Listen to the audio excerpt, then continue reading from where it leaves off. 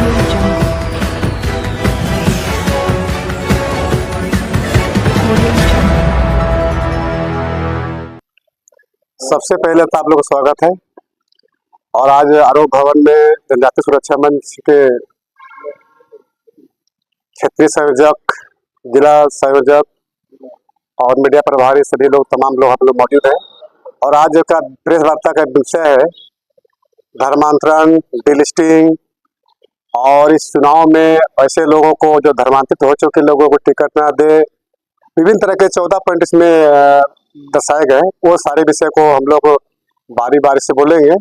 हम चाहेंगे कि हमारे क्षेत्रीय संयोजक श्री संदीप प्रणाम जी आपको विस्तार पूर्वक बताएंगे। तो हम संदीप प्रणाम से चाहेंगे कि संदीप प्रणाम आप आज का जो विषय है 14 विषय है उस पर बारी बारी प्रकाश डालेंगे। सबसे पहले मेरी ओर से आप सबों को झारखंडी जोहार है। आज जनजाति सुरक्षा मंच के तत्वाधान में जनजाति सुरक्षा मंच के प्रांतीय कार्यालय आरोप भवन बरियातू में प्रेस वार्ता हम लोग रखे हुए हैं। जैसा कि अभी हम सभी जानते हैं कि आगामी विधानसभा चुनाव 2024 मुंह पर आए हुए हैं। इससे पहले भी जनजाति सुरक्षा मंच का लेटर हेड में हम लोग प्रदेश के जितने भी प्रमुख पार्टियां हैं, प्रदेश के प्रमुख पार्टियों के अध्यक्षों के नाम हम लोग आवेदन दे चुके हैं। और हम लोग आग्रह यही किए हैं कि जो वैसे झारखंड प्रदेश के 28 जो अनुसूचित जनजाति का आरक्षित सीट है, वैसे सीटों पर धर्मांतरित लोगों को टिकट नहीं दे। इस बाबत हम लोग पूर्व में भी आवेदन दे चुके हैं और अवगत करा चुके हैं। और आज विशेष रूप से उसका हम लोग फिर पुनरावलोकन करते हुए फिर सभी पार्टियों से आग्रह करते हुए आज प्रेस वार्ता बुलाए हैं, जिसमें पहला हम लोग का मांग पत्र है कि जो अभी विधानसभा 2024 होने जा रही है, उसमें जो 28 गो अनुसूचित जनजाति का जो आरक्षित सीट है, वैसे सीटों पर धर्मांतरित लोगों को टिकट नहीं दे। और इतना कहने के बाद, पूर्व में आवेदन देने के बाद, अभी जो हम लोग प्रेस वार्ता करने के माध्यम से भी अगर गलती से कोई भी पार्टी अगर धर्मांतरित व्यक्तियों को टिकट देती है तो जनजाति सुरक्षा मंच वैसे लोगों को हराने के लिए बाध्य होगी। ये हम आपके प्रेस वार्ता के माध्यम से उस सबको आगाह करना चाह रहे हैं। दूसरा, अभी इलेक्शन खत्म होने के बाद कोई भी सरकार आवे, हम लोग जनजाति सुरक्षा मंच का एक प्रमुख मांग है और मुख्य मांग है कि विधानसभा से डिलिस्टिंग बिल पास करके केंद्र को भेजे। केंद्र क्या करेगा नहीं करेगा वो बात का चीज है, लेकिन मेरा स्टेट हम लोग का मांग है कि डिलिस्टिंग बिल। अब डिलिस्टिंग क्या है, माने वैसे जनजाति जो अपनी रूढ़ी प्रथा, संस्कृति, रीति रिवाज, परंपरा छोड़कर अन्य धर्म, ईसाई या इस्लाम धर्म अपना लिए हैं, वैसे लोगों को अनुसूचित जनजाति का सदस्य नहीं समझा जाए, अर्थात वैसे धर्मांतरित लोगों को अनुसूचित जनजाति का आरक्षण का लाभ ना मिले, यही डिलिस्टिंग है।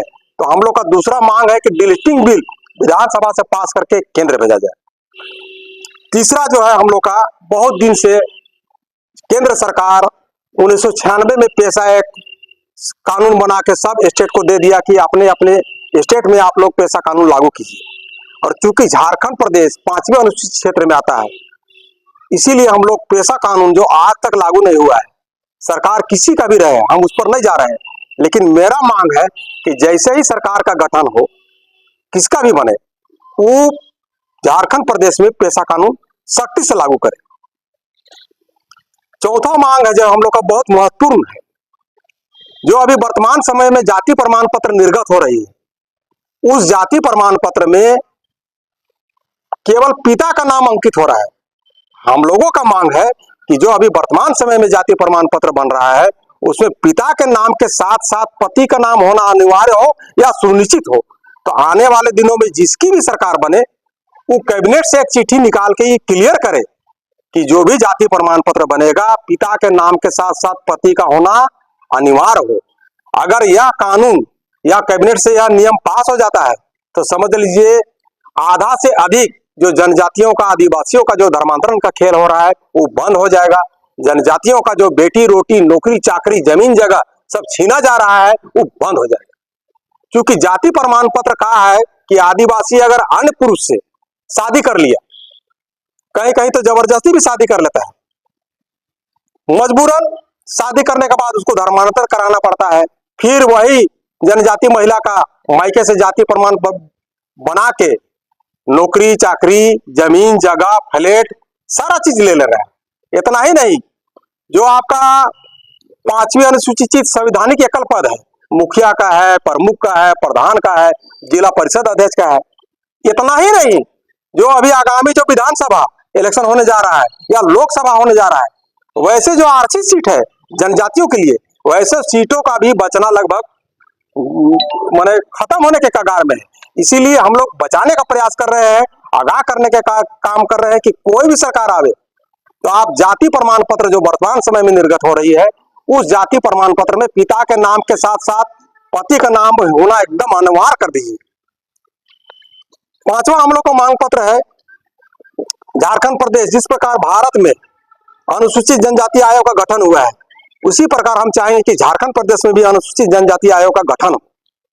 अनुसूचित जनजाति आयोग का गठन होने से जनजातियों का विकास में काफी महत्वपूर्ण योगदान मिलेगा और उसका संरक्षण और संवर्धन बहुत सारा चीज उसको लाभ होगा। 6ठा हम लोग का मांग पत्र है, जैसे बहुत सा आप देखे होंगे कि कई विभागों में बहुत सा खाली रिक्त पद है, तो आगामी जो भी सरकार बने उससे मेरा आग्रह है कि जो भी रिक्त पद खाली पड़े हैं, वैसे पदों को बैकलॉग पोस्ट रोस्टर के अनुसार ही बहाली की जाए। जनजाति को किनार करके दूसरे लोगों को जो बहाली की जा रही है, उस पर हम लोग रोक लगाने की मांग कर रहे हैं आप लोगों का प्रेस वार्ता के माध्यम से। जो भी खाली पद है, बैकलॉग पोस्ट रिक्त पद जो खाली है, उसको रोस्टर के अनुसार, उसमें आदिवासी को कतना, हरिजन को कतना, इसके अनुसार से खाली पद को भरा जाए।